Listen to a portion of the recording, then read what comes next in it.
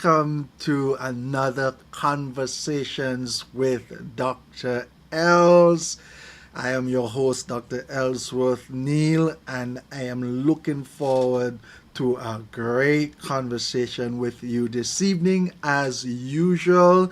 And I want you to find someone and let them know that Conversations with Dr. Els is on, and they need to hear what we are going to be talking about this evening.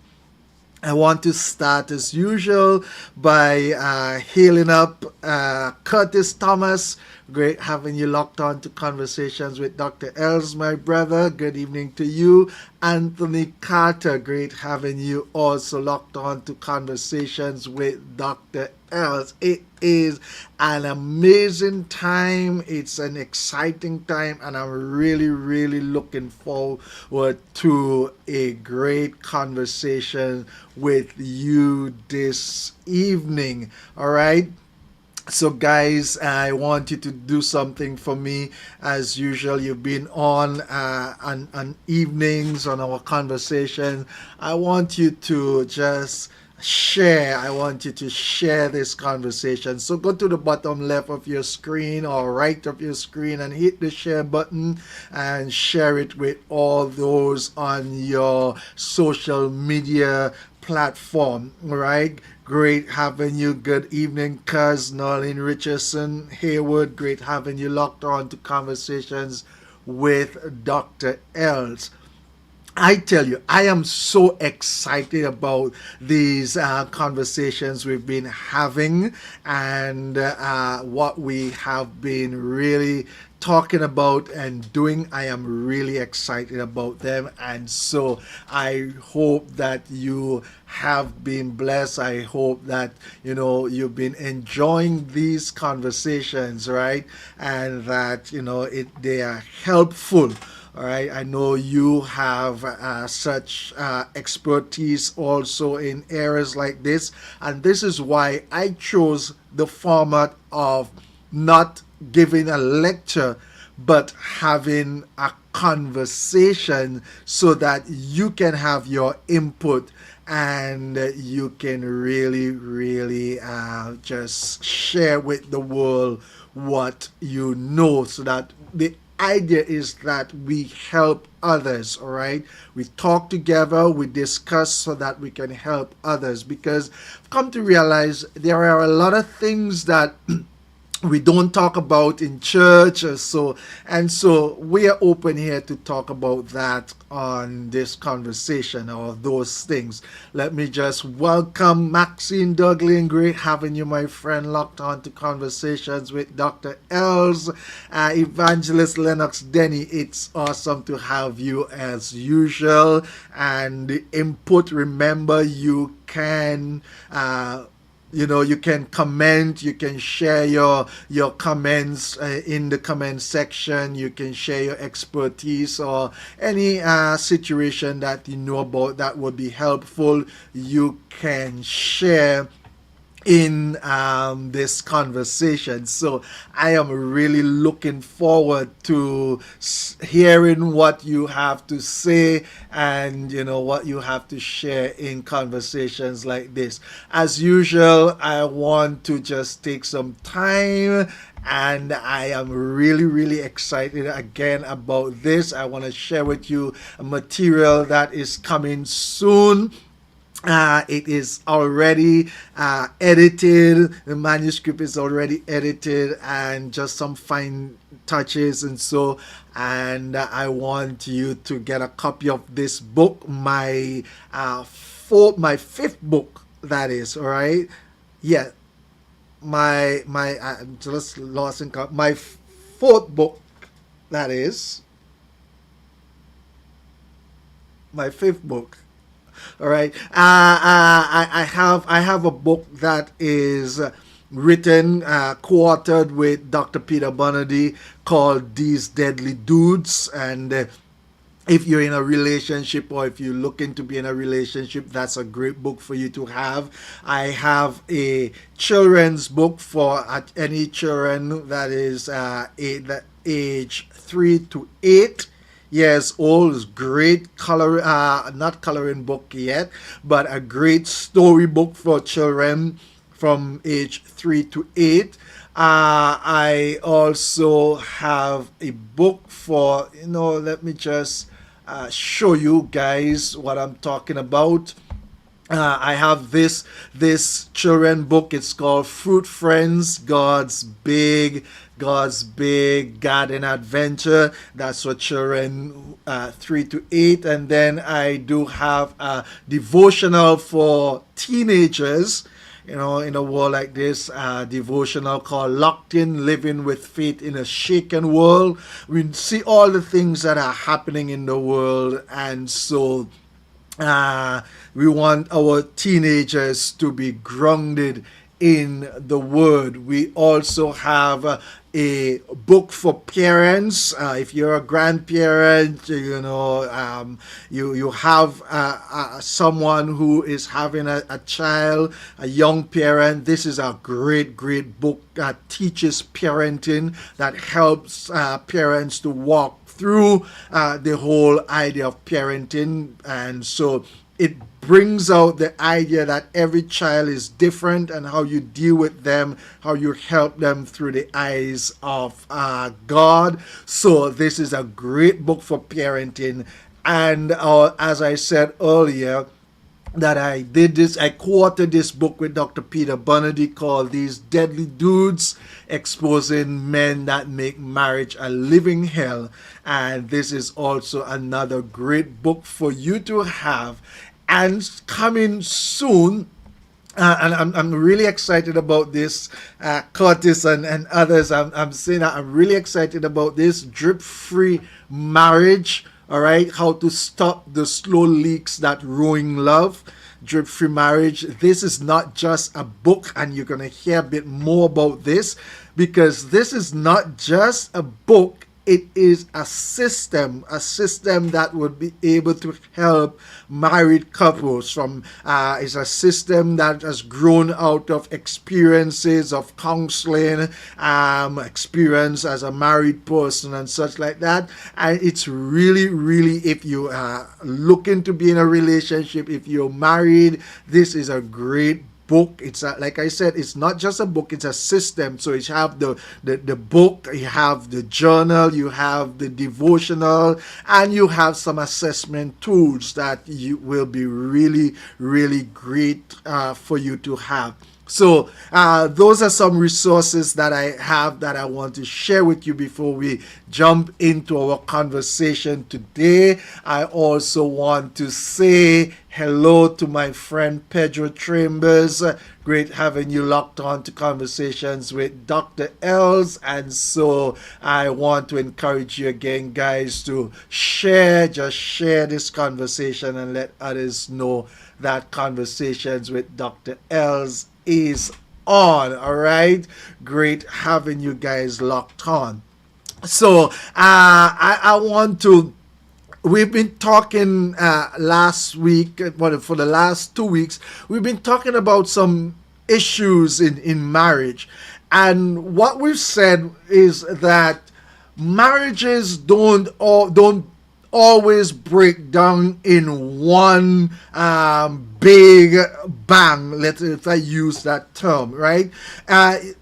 Two persons just doesn't decide to get divorced one time, or for a big blow up, okay, and then they gone to the divorce court. That is not usually how it goes.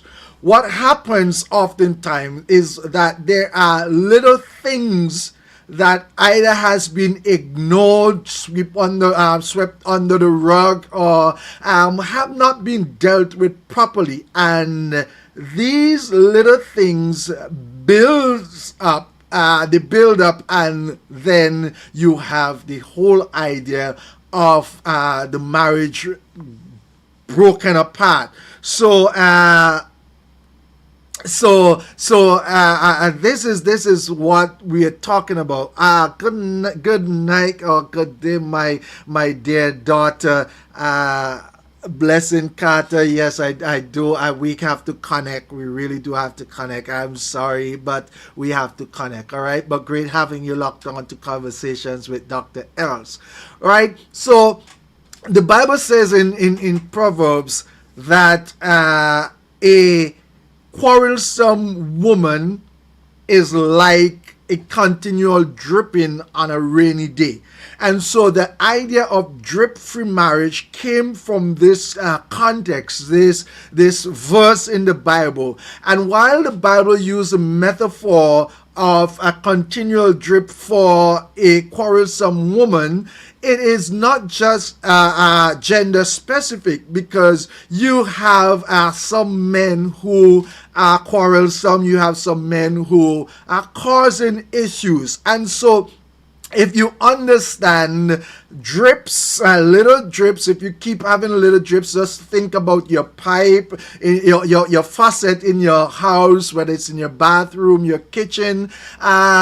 Just think about that. If it continues to leak or to drip, you're going to have several things happening. Either you go at the end of the month, you're going to have to pay a large water bill, or at the end of 3 months, depending on where you are, you have to pay a large water bill. And then it depends on where that drip is taking place, it can damage the house or the yard, wherever, because just one little drip continually is going to destroy. And so it is in marriage or in any relationship, right? If you have little things, little issues that are continually forming and continually happening, it will end up destroy the marriage. And so this is the idea.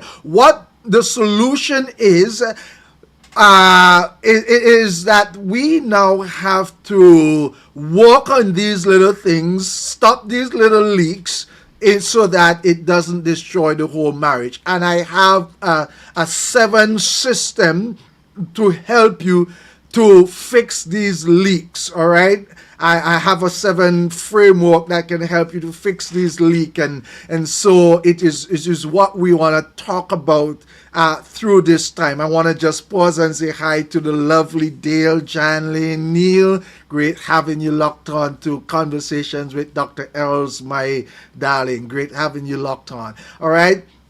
And so in our conversation last week, a question came up, right? And I promised that I will deal with that question. And I want to deal with that question this week. And of course, again, your input is great. Now, we have in a relationship, sometimes from experience in terms of counseling, I've seen this, I've heard this, where you have a couple and the man is complaining, especially I find it happens a lot with males. So the man is complaining. This is a true scenario, okay, that I've dealt with. The man is complaining that every time he tries to get intimate with his spouse, with his wife, right? Because I was dealing with this married couple. Every time he tries to get intimate with his spouse would shut down. Okay? And he got frustrated. Now, she tries, but something seemed to be wrong. All right? Something seems not to be happening. And he gets frustrated. And therefore, they came to counseling really trying to find out how they can help each other and how they can make the marriage work. Let me pause and say hi to Jonesville. Great having you locked on to Conversations with Dr. Els, my friend. We do have St. Vincent in the house, Canada in the house, England in the house, Barbados, the USA. Great having you guys locked on to Conversations with Dr. Els. And wherever you are, it's really great having you. So there are certain struggles in marriage that needs to be worked on. But I want to say from the start, really, that not every struggle in a relationship, not every struggle in, well, let me say in marriage, not every struggle in marriage started in the marriage itself. There's some things that happens that starts in the marriage, but not all of the problems that happen in the marriage starts in the marriage. There are some things that are carried into the marriage. Remember, there are two individuals who get married, and there are certain things that both carry into the marriage, right?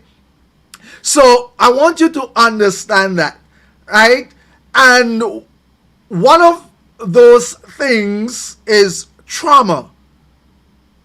Trauma doesn't disappear because you go to the altar and you say, I do. You may have issues before you got married, right? And certain issues don't just disappear because you say, I do. Some people believe that, when they get married, it just fixes everything. That doesn't happen. I will not even say always. That does not happen. You get married, and marriage doesn't fix everything, right? So because you say I do, it doesn't mean that trauma disappear. Sometimes what happens, it hides for a while, and then it shows up, right? Some trauma, they follow you, and especially when it comes to intimacy trauma. And we're gonna dig deep into this. We're gonna be more specific as we go along. So stay with me here and let's talk through this. But I want to just pause and say, Roy Solomon, great having you locked on to Conversations with Dr. Els. My brother, it's really great having you. It's really great seeing you. Right? So there are certain things that happens that didn't start in a marriage, but it shows up in some case in the marriage, or it was hiding and then it just appeared. All right, and so you got to understand that certain things needs fixing. Now, as I said earlier, especially when it comes to sexual relationships, right? The man is ready and all, want to have sex, want to be intimate with his wife, and then what happened as they're petting and necking, they're doing their stuff, they're preparing, and at a certain time, the woman just shuts down. Or even in intimate touch, the woman just shut down. And the man gets frustrated. And I want to say this. That trauma is not necessary. As a matter of fact, it is not rejection. Especially when we deal with sexual trauma. And what are we talking about when we deal with that? Just to be plain, and for those of you who want to understand the context, right? So a woman might be raped before she got married, or sexually molested or abused before she got married, and then she got married, and now in the marriage relationship, obviously part of marriage is sex. Remember, we talked about last week about being roommates or being emotionally distanced and such like that. But part of marriage is sex, because God created that, and God created it good, right? And so when you come to that aspect, what happened? The woman shuts down. And many spouses, especially husbands, they misinterpret this. So what they feel now, the woman shuts down, and this is what he's thinking.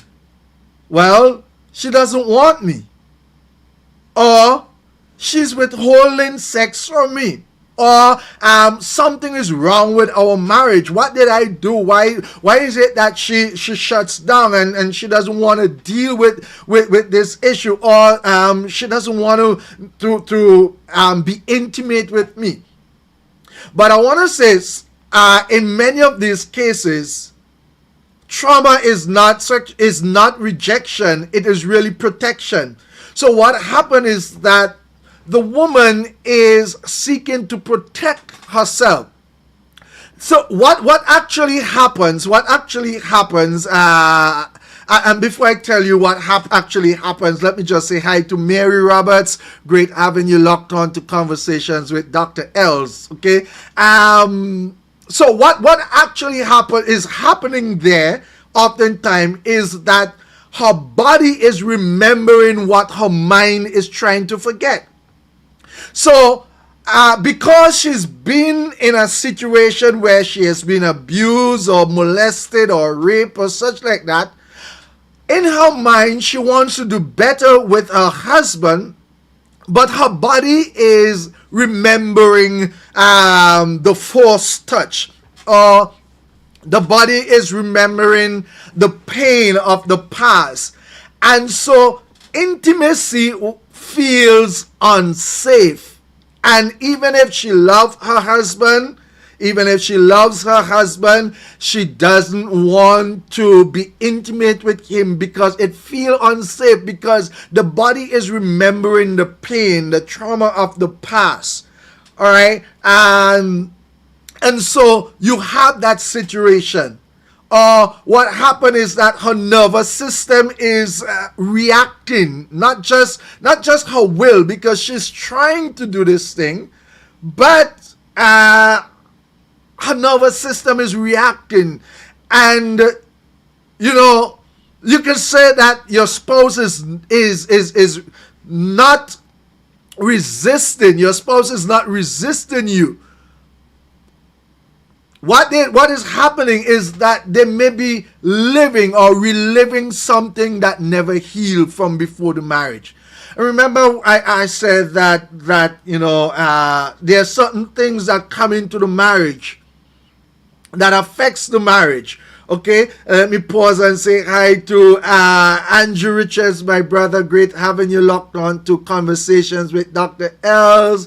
Jacqueline Boyce, great having you, my friend, locked on to Conversations with Dr. Els. So she's trying, but something isn't working. He is frustrated, but he wants this to be better. All right. And so the question is, how do we help persons like that? And as I said earlier, you can share your thoughts in the chat. This is a conversation. It's not a lecture. You have ideas, and we welcome everybody's idea. So we're saying, when we have things like this happening, and mind you, this is not only a female thing. Men come into marriage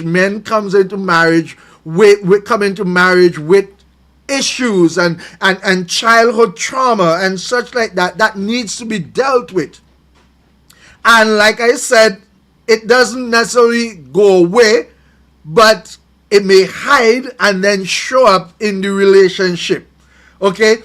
So how do we deal with this, especially when we are dealing with sexual trauma? What do we say to the person? All right, Samantha Favor Hepburn, great having you locked on to Conversations with Dr. Els.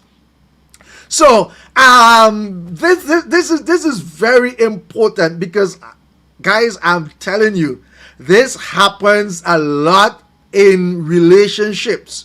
Don't think that it isn't there. It is there, and oftentimes people don't talk about it. But there are many couples who are struggling sexually because one party or sometimes both parties are still dealing with sexual trauma or other traumas that are out there, all right, before they got married, and they're still dealing with it.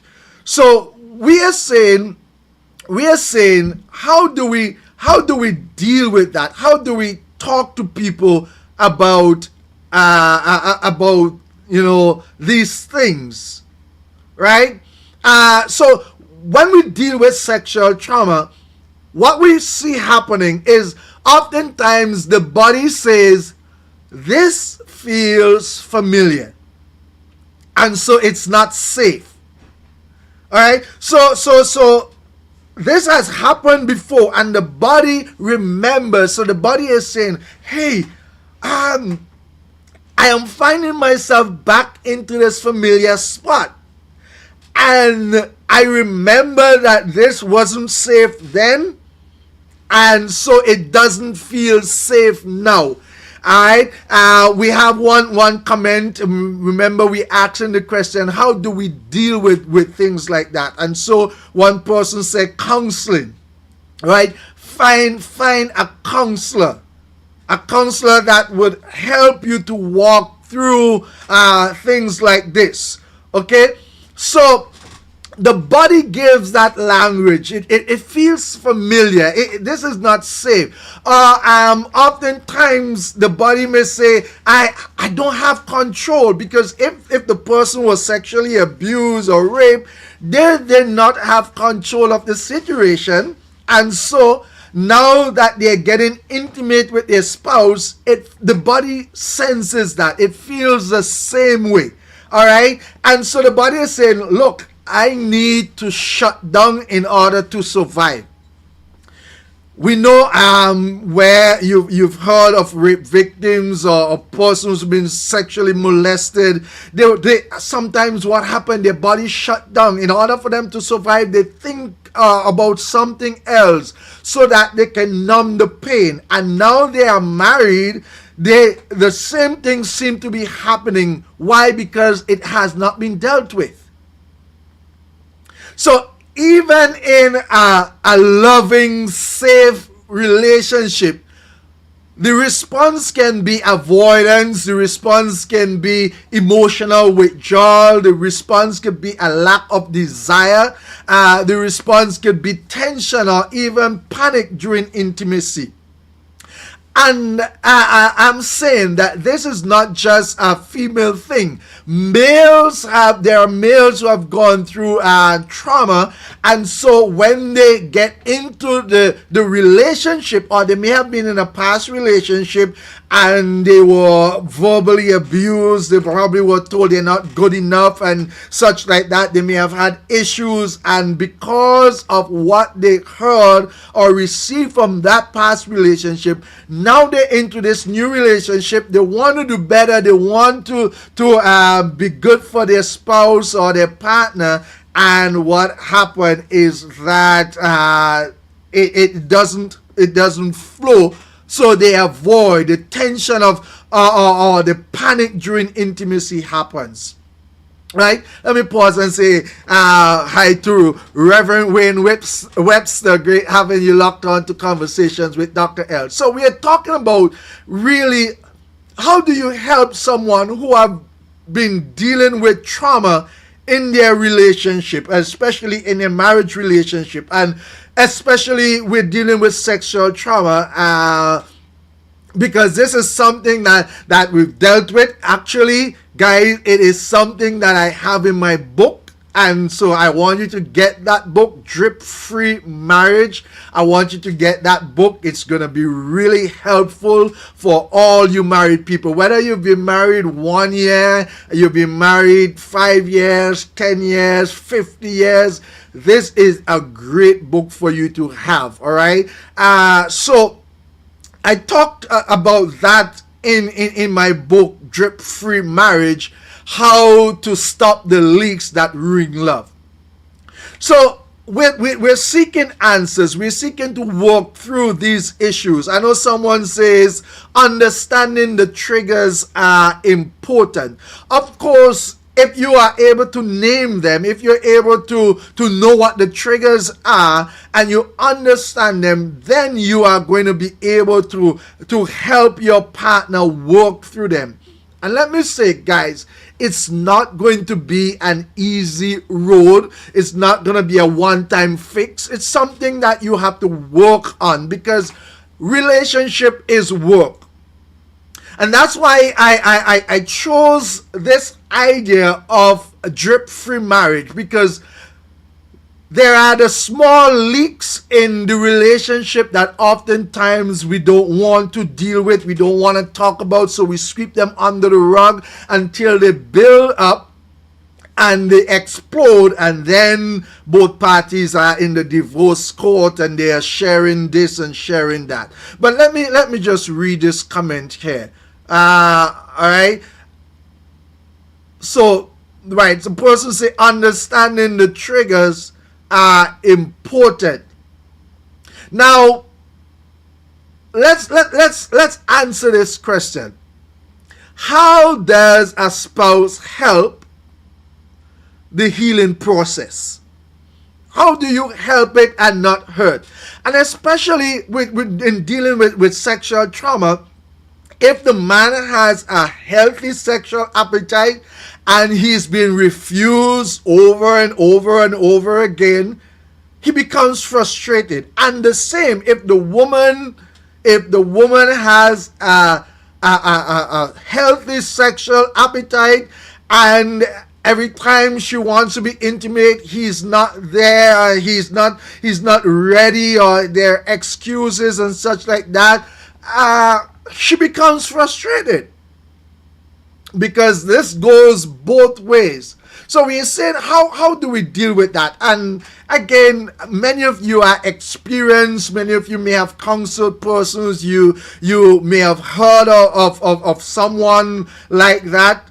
I want you to share with me and share with our audience some of the things that you really believe would be helpful for a relationship like that. Okay? And so in what I've found is that it is very important that the spouse remove the pressure. This is critical. So in other words, let me just read this comment before I go. Both partners need to sit down and discuss it and see how much they can work it out, or they can seek help. All right? So there must be a conversation. That's what this comment is saying. There needs to be a conversation and see how it can work out, right? But one thing I want to say is that don't pressure the person who is dealing with the trauma. And while it might be easy to say, because in reality, you're expecting certain things. But because marriage is work, because relationship is work, you have to now seek to work with that partner, and therefore you have to remove that pressure. Don't begin to tell the partner, well, I notice you don't love me, or if you know the Bible says that your body doesn't belong to you, it belongs to me, and all you have to do is forget about the past. Don't pressure your spouse. Okay? Because what I've found is that pressure re-traumatizes the individual.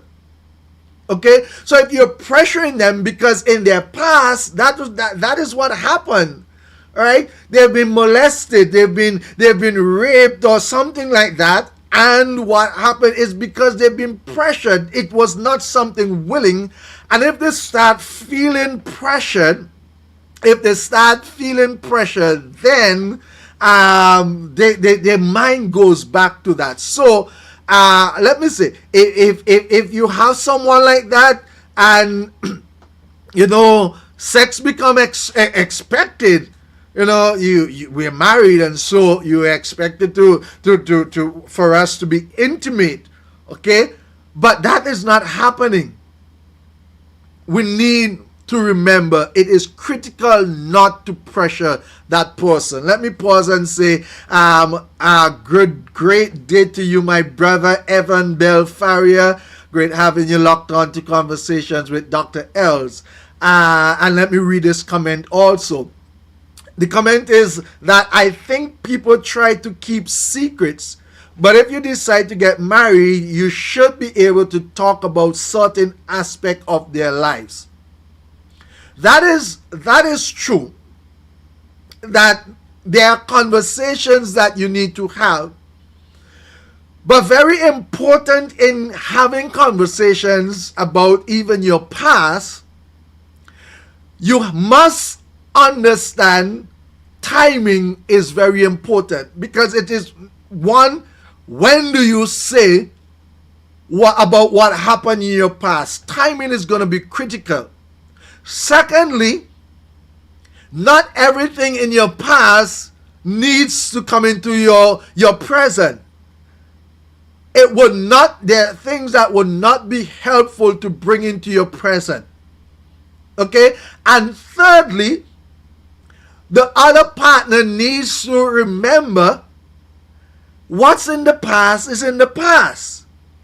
So there are certain things, if you are told that this happened in the past, you are not supposed to bring back up in the relationship. But in this specific case, I believe because this comment is geared to this specific case, what the comment is saying is that, there are certain things that you need to say. All right?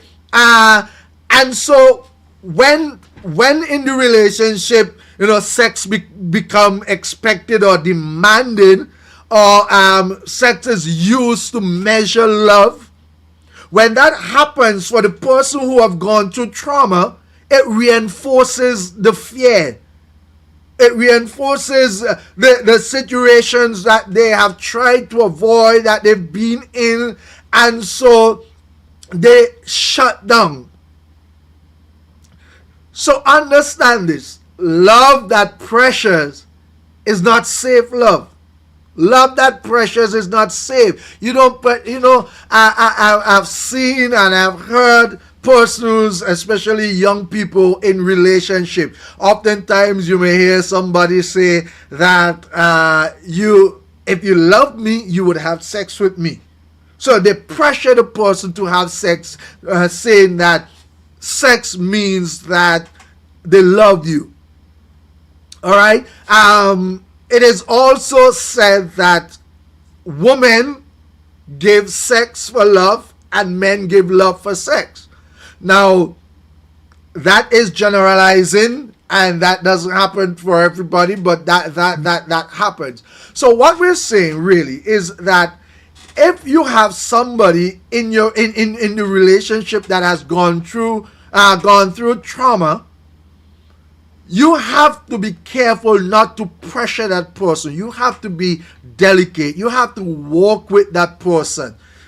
You have to be loving towards that person and help that person get over that situation.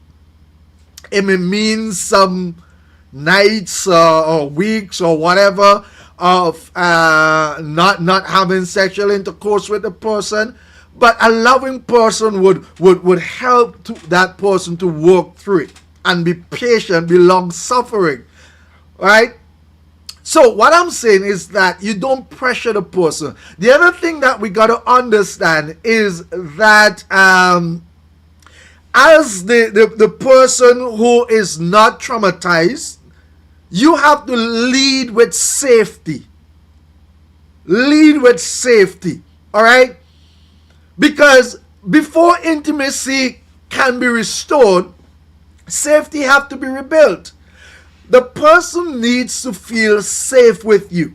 All right? So if the person feels that it is unsafe, when you may say, well, I have not done anything that causes her or him to feel unsafe. But remember, the body still remembers what happened before. And that's why you have to be caring. The Bible talks about dealing with the woman according to knowledge. So you deal with your partner, you deal with your spouse according to knowledge, right? And so it may be hard for you at first, but I guarantee you, if you're able to work through that, you're going to experience a great marriage. You're going to experience a great relationship, and you will not have to suffer those things. But you have to be willing to put the work in. So what you do, you lead with safety. You want to make sure that the person feels safe with you, because safety has to be rebuilt in order for the intimacy to be restored. And how that looks, right? It looks like emotional patience. So you, as the whole person or the healed person, you have to be patient emotionally. Sometimes he or she may flare up, may say something that it may be hurtful, all right? But if you understand the situation, and that's why going back to the comment that you need to talk about it, if you understand the situation, you would understand where this is coming from. All right? Someone say it's a hard topic. Some people are very selfish. It is, because naturally, and I often say that, when we talk to young people about not having sex and or even their desires. And I'm saying naturally, God has created it this way naturally. A man is supposed to desire a woman, and a woman is supposed to desire a man. What you do with that is a different thing. But it is natural for a man to desire a woman, and it is natural for a woman to desire a man. That's how God created this thing. So that is okay, but you have to be patient. If you're dealing with someone who have gone through trauma, there must be emotional patience. Let me just read this other comment. Sex isn't love. That's why many marriages break up. Love is two hearts that love one another. All right? Love goes beyond sex. Right? That's only an aspect of intimacy, is an aspect. And those of you who know me, you know that I advocate for relationships or persons to be intimate, because God created sex for pleasure. And if you are not emotionally connected, if you are married and you're not having sex, you are just roommates. Okay?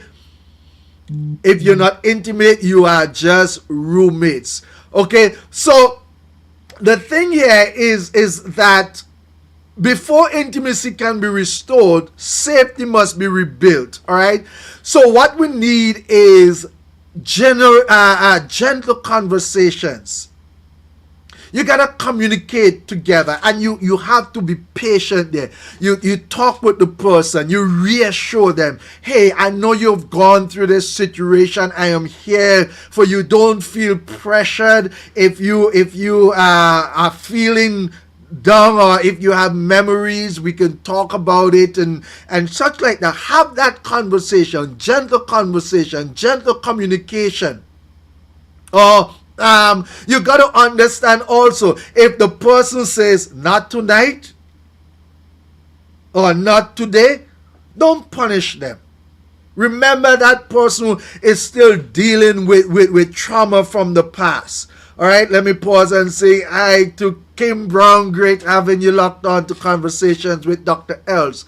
So we're talking about dealing with this issue of sexual intimacy in a relationship, especially in a marriage where one person has gone through trauma. How do you deal with that? All right, and we're saying that for the person who is whole or healed, lead with safety, not desire. Not because you desire the person, you rush into it. You got to understand where the person is at and meet them there. All right. Don't make them feel guilty for saying no. And remember, I'm not talking about just the normal no because I have a headache, or no because you don't want to give your spouse any sex or whatever. We are talking about a situation here, a justified situation where the person has gone through trauma, and then it is hard for them to deal with it in the relationship. And you, the spouse, may not have known that until the advances, until things are happening and you realize, hey, what is going on here? So we're saying that there are two things that you can do. More things are coming, but we've talked about these two things. One, you have to remove the pressure. Don't pressure the person. Be gentle with them. You have to lead with safety. You have to make them feel safe with you. All right? Because you're building to help them through this stage of their life. Okay? And thirdly, and I'm going to stay here because I have a couple more things to share. And thanks for those of you who are sharing, who are commenting. Thanks for those of you who are just giving your thoughts here, because that's what we're here for. We're sharing together. But the third thing that I want to share is that you have to learn, and that was said earlier, you have to learn their triggers. What triggers the person? And you learn it without judgment. Don't judge the person for that, right? So, for example, triggers could include certain touches.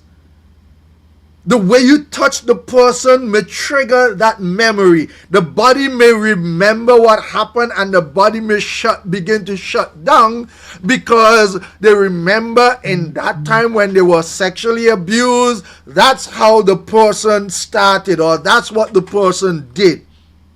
And so when the same thing happened, they start shutting down. So it's very important that you understand the triggers. Right? What triggers them? It may be certain touch, or it may be certain position. Right? Because what happened over time, they were not in control, and so the perpetrator may have placed them in a certain position, and every time you try that, or they remember that.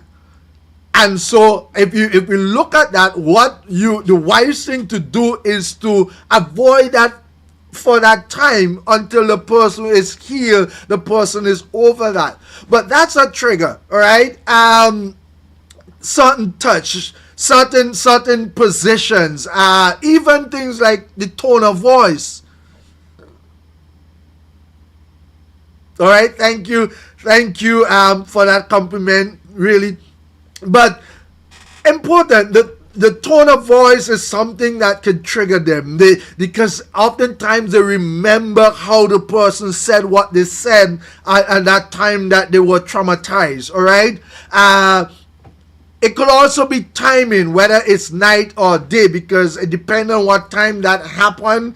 It could be timing. And hear me. If you understand these triggers, it's going to be quite helpful for you as the other party to help that person, right? If they feel out of control, it may trigger what happened in the past.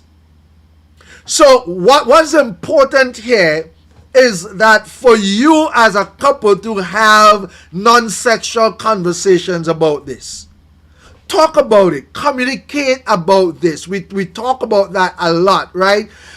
Because you have to understand the person that you are married to. You have to understand the person that you are with. And so if you understand these triggers, then you will know what not to do, and then you will know how to help the person in a situation like this. So we're talking about the importance of understanding, of helping someone who has been traumatized, because this is real. This happens in relationships, right? It is something that we've dealt with in counseling. It's something that I've read. It's something that I've heard. It's very real in relationship, where one party comes into the relationship traumatized from either past relationship, or it may be a rape, sexually molested. It may be verbal or even physical abuse. So we're dealing with these trauma before the relationship. And we're saying, if you are in a relationship and the person is dealing with that, you have to be wise enough. You have to be gentle enough. You have to know how to deal with that person, and don't be selfish, as someone said earlier. Don't be selfish to think of, okay, well, I need this and you have to give me this, and it doesn't matter what the person feels. Or be selfish and think, well, I am not being satisfied at home. I'm not getting this at home, so I gone somewhere else. No, that's not the way you deal with this. Marriage is for a lifetime. It's intended for a lifetime. A relationship with two persons is intended to last. All right. I always say no two persons go into a relationship to break down. Generally, that doesn't happen. But what happens is that there are certain small leaks, there are certain small drips that happen that oftentimes people ignore. All right. And so this oftentimes, just find itself in the marriage relationship. These things happen, and then you don't know how to deal with it. I'm saying to you, here are some ways that you deal with it. And we're going to talk some more about other things that you can do to deal with that trauma, that relationship, right? Because again, this problem would surface in marriage. I want to read this comment. This problem surfaces in marriage. I ask, are these spouses really in love? To me, this is a real sign of selfishness, not real love. And I believe you're talking about if you are in a relationship like that, and all you can think about is your personal needs.